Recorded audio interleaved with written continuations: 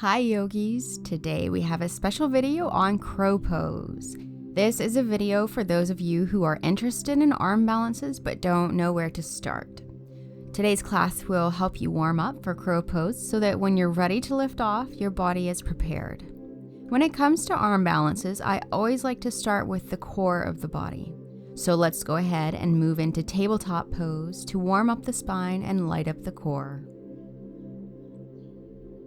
Setting up your tabletop, stack wrists under shoulders, knees under hips, toes untucked.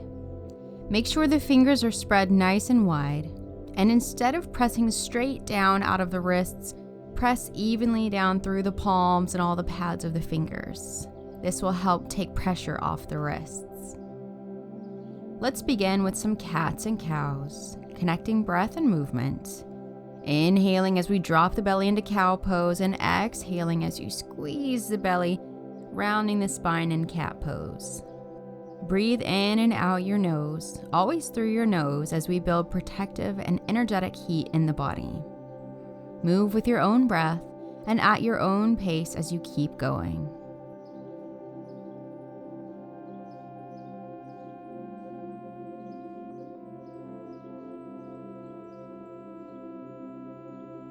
Take one more round of cats and cows. And come back to a neutral spine in tabletop pose. Next, we'll stretch the wrists. Flip your palms around so that your fingers are pointing back towards your knees. This can be super intense, so this might be enough for you right here. But if you're repeating this video and are ready for a little more, you can start to send the hips back, or you can move through more cats and cows. This is definitely one of those things that can be really intense the first time you do it, but if you stick with it, you'll notice a big difference in the way it feels. Flip your palms back around, and we'll find a spinal twist by threading the needle. Coming back through tabletop, reach your right arm up, opening nice and wide through the heart space, and thread the right arm underneath the left arm. If you feel stable enough here, you can crawl your left fingertips up to the top of the mat.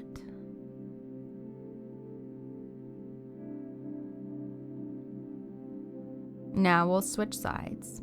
Press yourself back up to tabletop, reach your left arm up, and thread the arm under. Crawling the right fingertips up to the top of the mat if that feels good.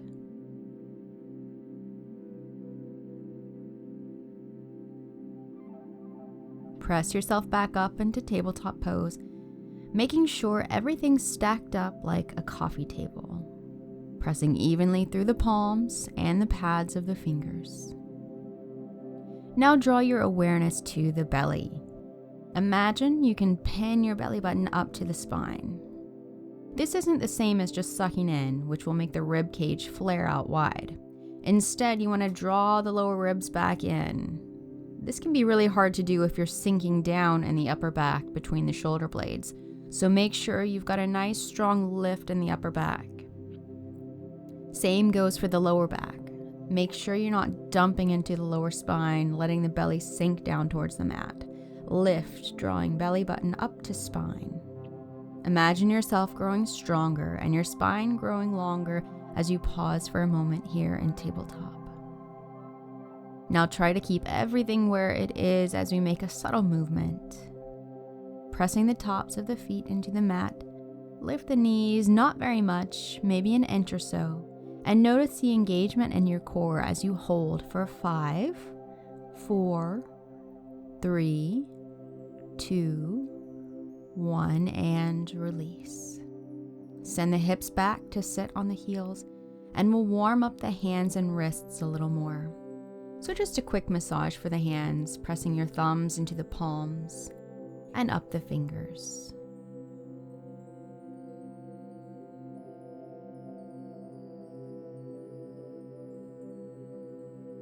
Make sure to massage both hands, so if you haven't switched yet, go ahead and switch.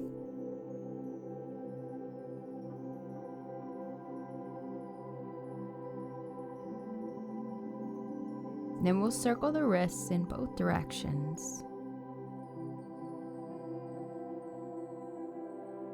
And reach both arms up overhead, and bending your arms, clasp opposite elbows. Then we'll lean first to one side and then the other, stretching through the side body. Come back to tabletop. Stack your wrists under your shoulders, knees under hips, and spread the fingers, pressing evenly through the whole hand. Draw awareness to the core, and if you're sinking anywhere in the spine, find your strength and lift the belly, knitting the lower rib cage, growing tall and pressing away off the mat. Keep everything where it is and lift your right leg out behind you. Make sure you keep the belly from sinking as you move. And breathing through the nose, take a deep breath in. On your next exhale, slowly draw your knee up to your chest, rounding the spine and puffing up in the space between the shoulder blades. Good. On your inhale, stretch the leg back out. Let's repeat that. Exhale, slowly draw the knee up to chest, spine rounding, puffing up between the shoulder blades. On your inhale, reach the leg back out. And exhale, last time, knee to chest, puff up your upper back, spine super round, and inhale as you reach back out with the leg. Come back to all fours. Job well done. Let's do this on the other side.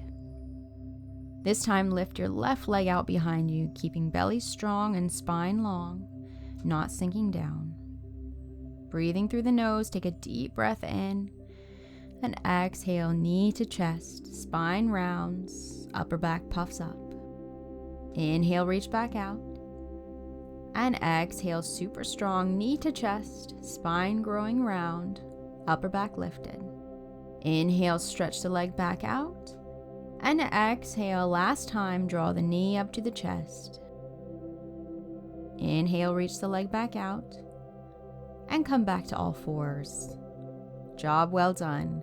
That's super hard work, and I absolutely hope you're feeling a bit of fire in your belly. Let's sit back on the heels again and interlace fingers behind the back, opening up in the heart space nice and wide, holding here but continuing to breathe through the nose, deep, even breaths.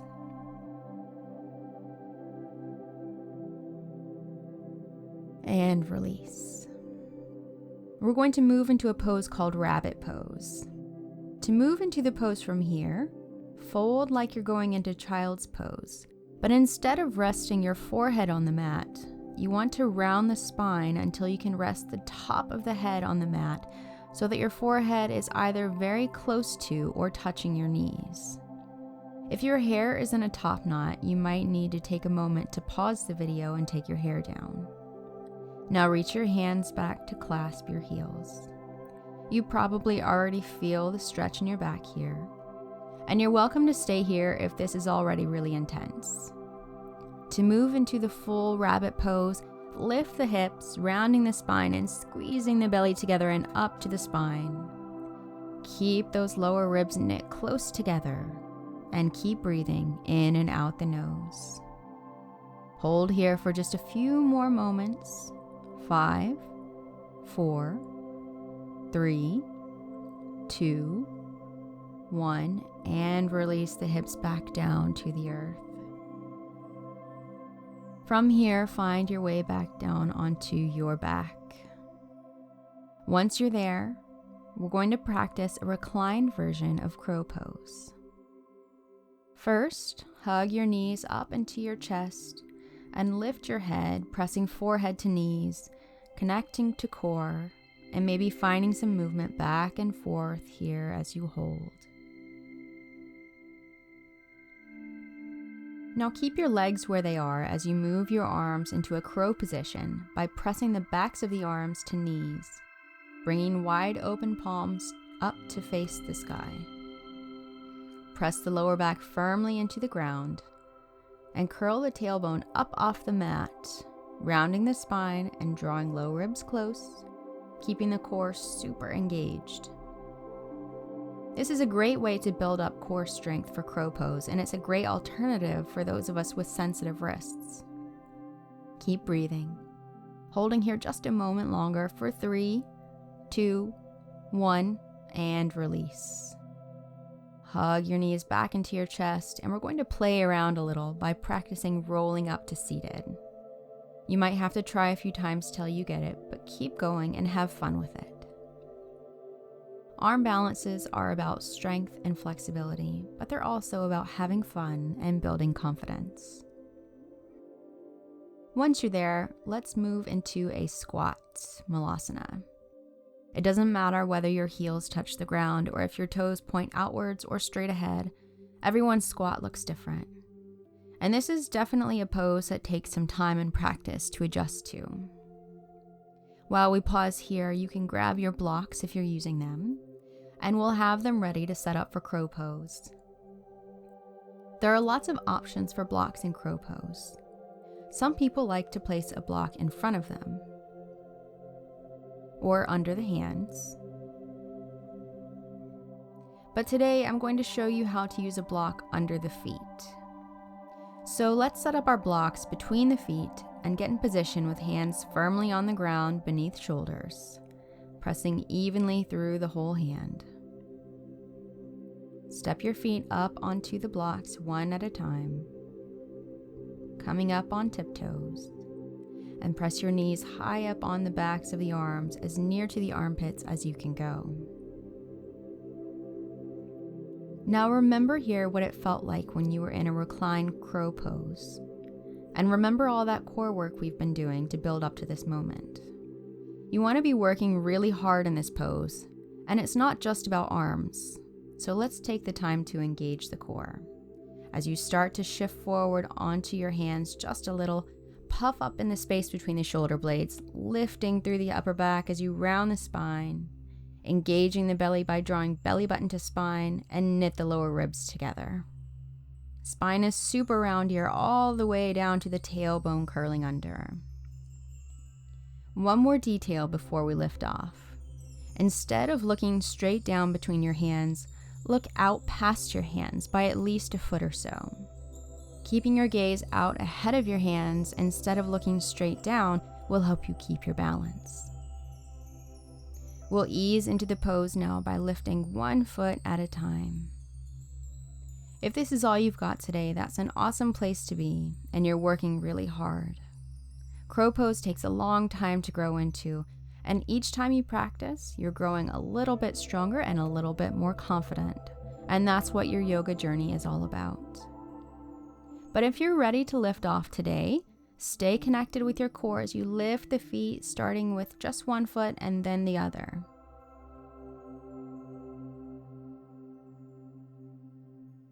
Keep puffing up in the space between the shoulder blades. And we'll spend just a few more moments here playing with crow pose. If you fall out, you can just try again.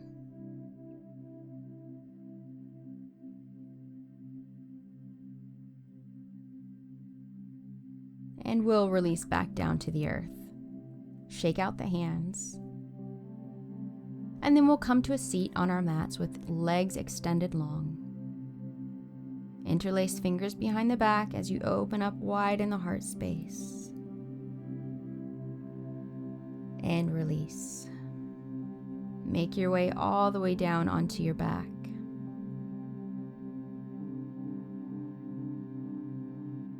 Let's move through bridge pose by walking the heels up towards the hips, arms long down by our sides with the palms pressing down into the mat. And on your next inhale, lift the hips, pressing them firmly up towards the sky. Hold here and keep breathing deep, steady breaths in and out the nose.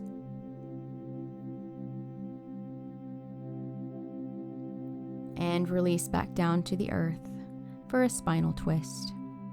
Any version of a twist will do here, but make sure you're comfortable because we'll hold these twists for a few moments. So let your legs fall over to one side, twisting in the opposite direction, making small adjustments until you're comfortable.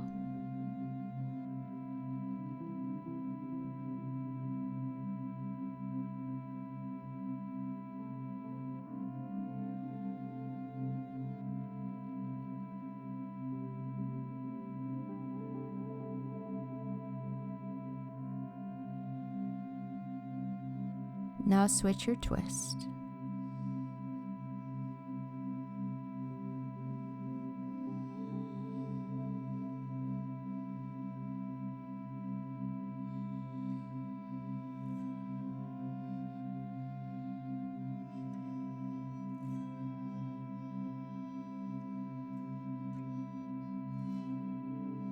Then send your legs long on the mat as we set up for a well-deserved Shavasana.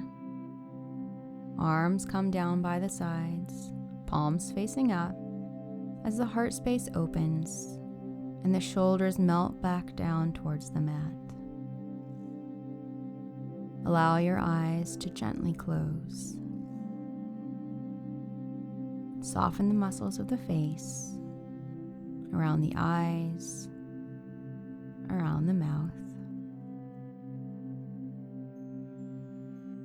Soften the belly. You've done a great job today. Maybe you weren't able to come into full crow pose today, but you've done good work and you've taken the time out to take care of your body. Core work is super important, and today you've grown stronger and you're building the confidence that will deepen your practice and allow you to find joy on your mat. Take a moment to acknowledge the good work you've done.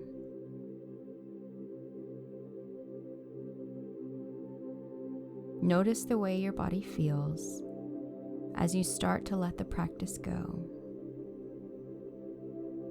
melting down into the mat as you feel the way the earth supports your body.